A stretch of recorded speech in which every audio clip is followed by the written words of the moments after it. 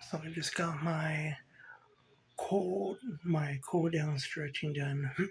So I was just thinking about excuse me, fasting.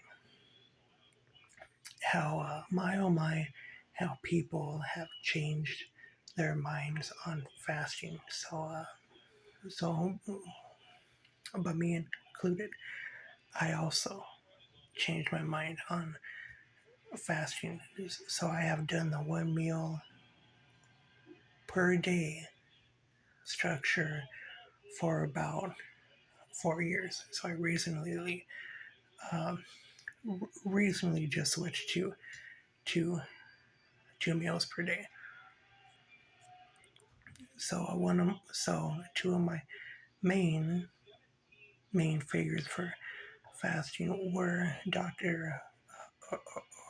Rhonda Patrick and David, uh, Dr. David Attia, David I believe, or Peter. They were huge on fasting, huge, huge. So I remember Dr. Attia doing a Joe Rogan podcast episode,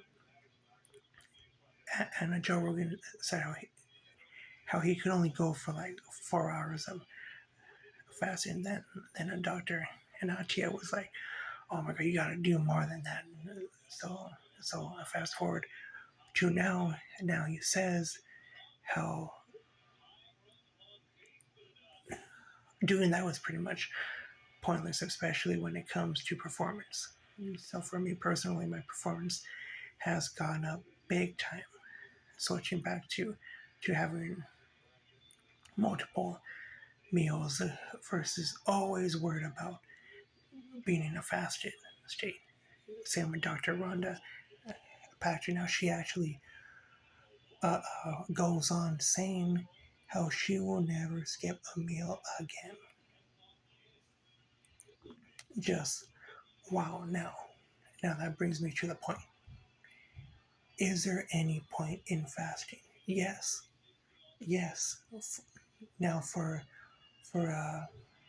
people that they already have a good uh, fat ratio, no, I don't think there's any point. Okay, okay. Now for people that have a lot of fat, fasting will be a massive tool because your body will eat that fat, right? So you have a lot of fat, you have a lot of storage, right? So when you go on prolonged fast, you will lose weight rapidly. So fasting will always be an important tool, but in terms of like the long term fasting and the ketones and actually knowing knowing what's going on inside of your body, we have no idea still. Okay, we have no idea. So that's where Dr. Anatia came to the conclusion of not knowing enough for him to put his body through those prolonged fasting time frames. So he doesn't know enough.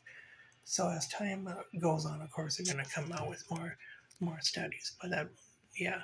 So is there any point in fasting for fit people? No. For people that want to chop off fat, yeah. But my oh my, how things change. But that's the fitness world. It is always changing. You know, the eggs being bad for you. Now everybody loves eggs. Now it seems like people are going after carbs now. So that's just the way it is. That's why uh, one main point is you have to do what works for you. So that being said, my friends, thank you for tuning in to a fitness with Mark floor talk.